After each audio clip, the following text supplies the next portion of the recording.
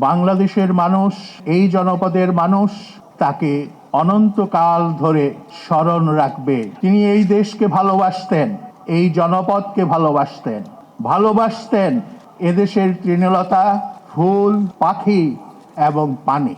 আমাদের প্রিয় নেত্রী বেগম খালেদা জিয়া অনন্ত লোকে পাড়ি দিয়েছেন গত 30 ডিসেম্বর। কিন্তু বাংলাদেশের মানুষ, এই দেশের এই জনপদের মানুষ তাকে অনন্তকাল ধরে স্মরণ রাখবে। তার দেশপ্রেম, সাহসিকতা, সততা, নিষ্ঠা, ত্যাগ, অত্যাচার সহ্য করার অপরিসীম ক্ষমতা,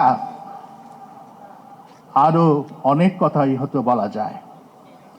তিনি এই দেশকে ভালোবাসতেন, এই জনপদকে ভালোবাসতেন এদেশের তৃণলতা, ফুল, পাখি এবং পানি। এই পানির জন্য তিনি সংগ্রাম করেছেন। ভারত সরকার যখন টিপাই মুখে বাঁধ নির্মাণ করার উদ্যোগ নিয়েছিল, তিনি আমাদেরকে বলেছিলেন একটা বড় আকারের সেমিনারের আয়োজন করেন, যাতে আমরা আমাদের দাবি জানাতে পারি। টানা তৃতীয়বার অর্জন করেছে দেশের সেরা সুপার ব্র্যান্ড স্বীকৃতি বসুন্ধরা টিস্যু। আজকে এখানে তাকে স্মরণ করতে গিয়ে তার 3টি উক্তি, অমর বাণী আমরা চিরকাল মনে রাখব।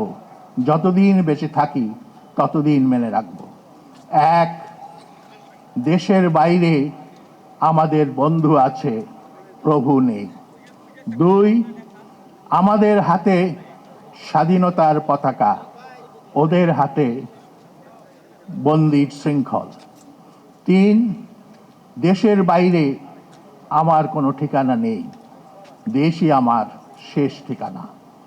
এই মন্ত্রগুলো তিনি দিয়ে গেছেন, আর এই মন্ত্রগুলো ধারণ করলেই তার দল এবং এই দেশ রক্ষা পাবে, অন্যথায় রক্ষা পাবে না।